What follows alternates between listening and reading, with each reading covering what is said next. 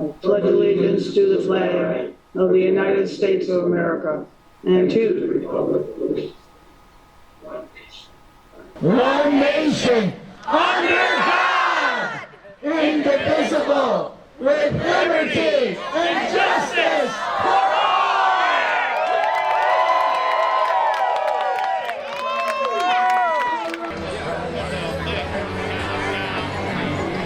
Anyone else wishing to address the second privilege of the floor? Hi, my name's Kelly Losandro, and I'm a registered nurse, and I've been for 21 years. And I just want to say, you know, we can battle this COVID issue. COVID's never going away. I don't know where you've been reading, but COVID is not going away. I've been taking care of the patients in this county for 12 of my 21 years. I have gone into people's homes. I'm a home care nurse. I've been going into your family's homes for the last 2 years without correct PPE. I've been wearing the same blue surgical mask for all 6 to 8 patients that I have in an 8-hour day. The same mask, on and off, thrown in my car, taken care of, on and off. I mean, come on. COVID, this is what I'm trying to protect people from and what I'm trying to keep from spreading. I just want the choice to decide whether I want this vaccine. Government isn't having to take it.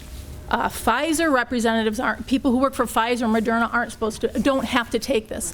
Why, as a healthcare provider I've been working for the last 2 years through this pandemic, am I being forced to decide whether I'm getting this vaccine or whether I'm going to have my job?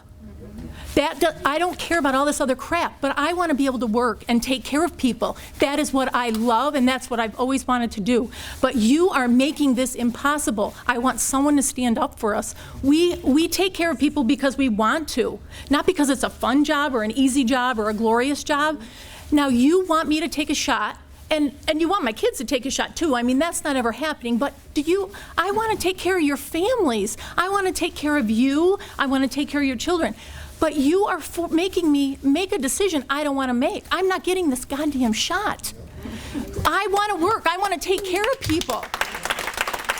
We have to have a choice. I deserve to have a choice. You deserve to have a choice. If you want the vaccine, go ahead. That's fine. But I deserve to have a choice and continue with my job. And I'll wear all of the damn equipment you want to give me, the same blue surgical mask that I'm wearing for 8 hours a day. But I deserve to have a choice. You don't understand. That is a terrible feeling, to not have a choice in what you want to do in order to keep your jobs. I just want a choice. I want someone to stand up and say, we in Chautauqua County are going to give our health care providers a choice. Let's test them. We love testing. Let us test. Let us opt out. But give us a choice. You guys are going to be in a really bad position. I don't care what you're thinking. You think you're going to be able to replace us? I don't want to be replaced. I want to work. I want to work, and I want to take care of your families. I want to take care of people. I just want to have a choice.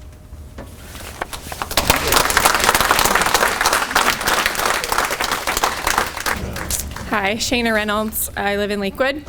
I resigned my position this past year of school nurse at Bemis Point Elementary School because I could no longer tolerate educating a community and enforcing mandates that I didn't believe were to be true. Covering kids' faces all day as they snot and gross in their nose. Kids coming to see me who were having asthma exacerbations, who were never asked to take their mask off so they could breathe while they walked for 10 minutes, five minutes to my office from the other side of the school or from the outdoors where they were playing outside. Absolutely heartbreaking from a medical standpoint that we couldn't think about breathing first before potentially spreading a virus in the hallways of a school. I have been working as a labor and delivery nurse in Jamestown since then, and now will be forced to no longer provide income for my family due to these mandates. I just simply ask you to continue to fight. Thank you for fighting. Please just think of your people in the community. We're asking you to fight for us. This is not something that we want. We want to have our freedoms and have a choice, and that's why we're here tonight, to ask you to stand for us. Thank you. My name is Victoria Knapp. I live in Jamestown, New York. Wasn't planning on speaking tonight. I'm standing with many of my colleagues from the healthcare field. Collectively, we have many years of experience under our belt from various disciplines in the healthcare field. I'm on my way to work, actually, possibly for my last shift, because of a mandate that the state has come down with. For those of us that are unvaccinated against COVID, we'll lose our job. There is no opt-out for us at this time. However, a very brave man, a very brave judge at upstate New York, granted us an injunction until October 12th. So I'm very thankful for that. I'd like to just talk about the possibility of this leading to very negative consequences in our county. It was estimated that possibly 700 healthcare workers are affected by this mandate. I challenge that number. I think it's much higher than that. And we're already seeing loss of services. ORs are closing down. Upstate New York also received a closure of delivering babies. And I think that's just the beginning of closure of necessary services in our healthcare field. I work for 2 facilities. I know many of us, we work for a number of facilities. And our ERs are packed to the gills for various reasons, not because of COVID only. Many, many reasons. And I just ask you to consider looking at this mandate and overturning it, or going to your powers that be to help us to continue to do our jobs, because we love what we do.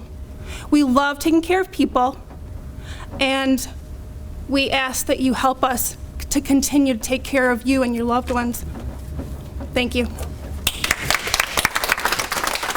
Conroe. I am a Falconer resident, Chautauqua County.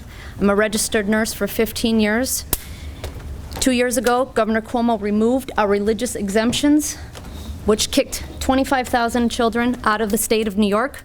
I decided to homeschool. Those children that had a religious exemption did not pose a risk to the vaccinated children in that school. So I've homeschooled. And now we're in the same position. I'm a registered nurse. I'm losing my job. I am a single mom. I have 3 kids. If you look at the number of vaccines that were given to you guys that you all have, probably about 5, maybe more. Our children now going to school in New York State are getting 23 to 50 vaccines by the time they're age 17 or 18. Don't quote, I don't know the exact numbers. There's a lot of chemicals going in our children. Yep. That's all I have to say. And I stand here before you as possibly a medical miracle, 50-year-old, obviously several comorbidities, and a COVID survivor, which if you listen to the science, I probably never should have survived it. But I felt like I had a cold. So I'm a school bus driver, and what I deal with my students on the bus is absolutely sickening. I'm so sick of looking up in the mirror of my bus and having to tell my kids, get your mask on, and I can't do it anymore. Because frankly, I'd rather have them get sick with COVID than crash my bus. I think that's a little bit more important. That's all. Hello, my name is Aaron Belquist. I work at a couple different facilities as well. I live in Falconer, New York. I wasn't going to speak either, but after Victoria spoke, I worked with her as well. I figured I might as well put my input in a little bit. I'm going to read something that I put on Facebook not too long ago. Kind of sums up a lot about what we've been talking about.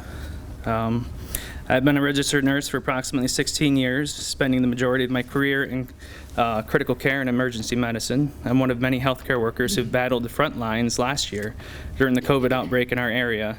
Many of us went above and beyond our call to help out others in our community, with much of the time spent with little to no proper PPE. I know you guys also know we ran out of PPE in a couple facilities and had to reuse and go against CDC guidelines in order to make it work.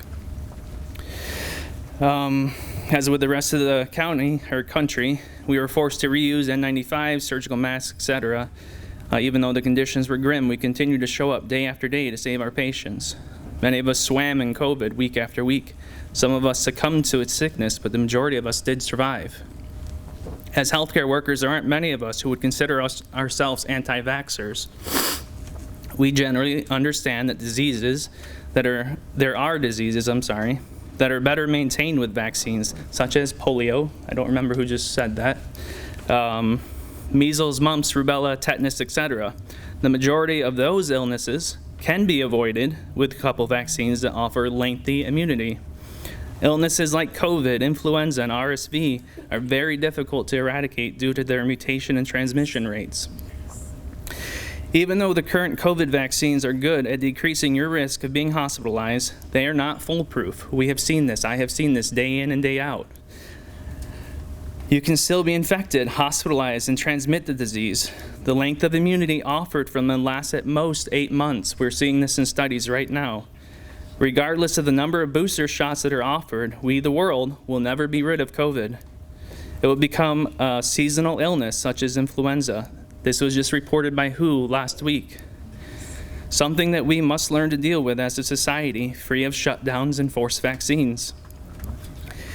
Being in healthcare, especially as a nurse, I find it very important to understand and empathize with my patient's choice, as is their right. I would never withhold care or treat one of them differently because of the way they chose to live their life. America was built on this freedom. I ask that you support our right to choice. Being medical professionals, we have had time to weigh our pros and cons regarding this COVID vaccines. Those of us who have not yet received it have chosen not to.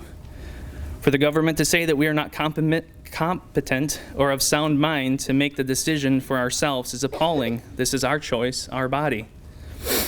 The misguided efforts to politicize this disease along with the vaccines has caused many illogical statements to come out. Things such as, we need to protect the vaccinated from the unvaccinated. Our patients should know that they're in a facility of fully vaccinated individuals.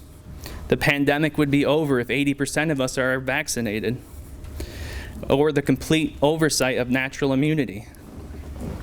I ask that you stand with us, stand next to the freedom of choice, stand next to the healthcare workers who put their life on the line every day for our patients' choice. Don't let any more healthcare workers resign over such an infringement of personal choice. We can't afford the loss. We really can't afford the loss. We're on the edge as it is with staffing shortages. And as Victoria had started to say with her statement, the trickle effect has just been foreseen by someone in the government, I'm sorry, let me start over with that. You've well exceeded your 3 minutes. If you could wrap it up. Okay, the quick wrap up is we can't afford to lose anyone else. We are already at the brink in the hospitals. We're closing down ORs, we're closing down different facilities. We are gonna get to a point where the ERs are not gonna be able to handle the workload that we're gonna have. People are gonna be waiting in the parking lot. People are gonna be dying, and we can't let this happen. Thank you.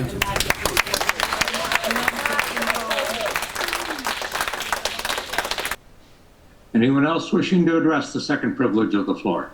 Hi, Sherry Tonkin from Jamestown, New York. I am a co-worker of Kelly's. I've been a registered nurse for 25 years, and I do it with the same passion that Kelly does. We've worked together for the past 10 years in home health care for Chautauqua County. And like she mentioned before, and all of us here, I have nothing to add to what all my everybody else here has added, all the science details, all the details of the reports.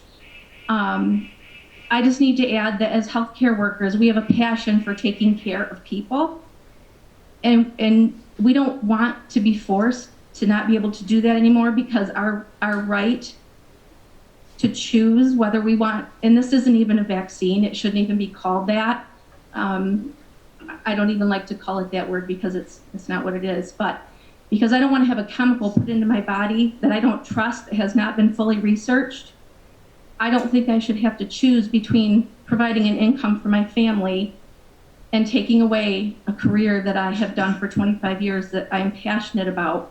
And we have been going into homes in Chautauqua County, as everybody has mentioned, people working in hospitals, nursing homes, without proper PPE. The entire pandemic, we couldn't Zoom. We were on the front lines the entire time, unprotected, and we are fine. And we chose to do that. And I just want to be able to choose whether or not I put that chemical into my body. So I'm pleading, just let us choose. Let us have our choice. Thank you. I'm Michelle Reynolds from Lakewood, New York. I just want to come up here for us factory workers. I work at Cummins. Well, today was my last day.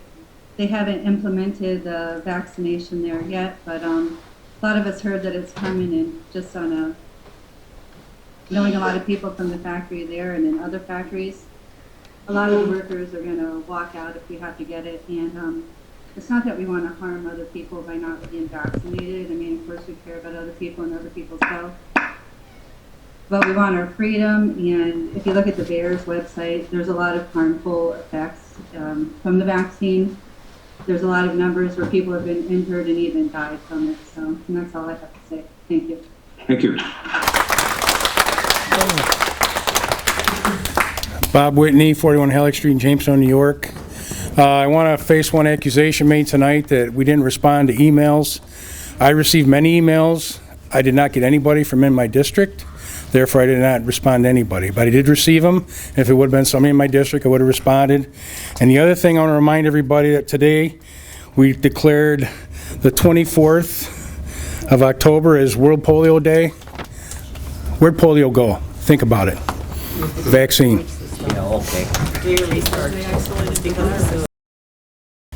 My name is Kathleen Dennison. I live at 50 Eagle Street in Fredonia. You may recall that I spoke last month at the privilege of the floor to express my opposition to a resolution to declare Chautauqua County a constitutional sanctuary. It's my opinion, as I stated last month, that we don't need a resolution or a constitutional sanctuary. We need everyone to get vaccinated. Because if we are all vaccinated, then the personal liberty issues with which you are concerned will take care of themselves. I want to draw your attention to an article that was in the Post-Journal a couple of weeks ago. It was about a woman who was fully vaccinated and then contracted COVID. Right. And she said two things that I thought were very important and very interesting and informative. The first thing she said was that we all need to work together. And she's right. If we're all together and vaccinated together, we will get rid of mass mandates and work stoppages. We need to do it together. The other thing she said was that doctors, not parents, should decide about mass mandates in schools. And I think what she meant by this was that we need to listen to the experts. It's a funny example, but when my car breaks down, I take it to a mechanic because I don't know anything about cars. So I take it to a mechanic so he can diagnose the problem and fix it.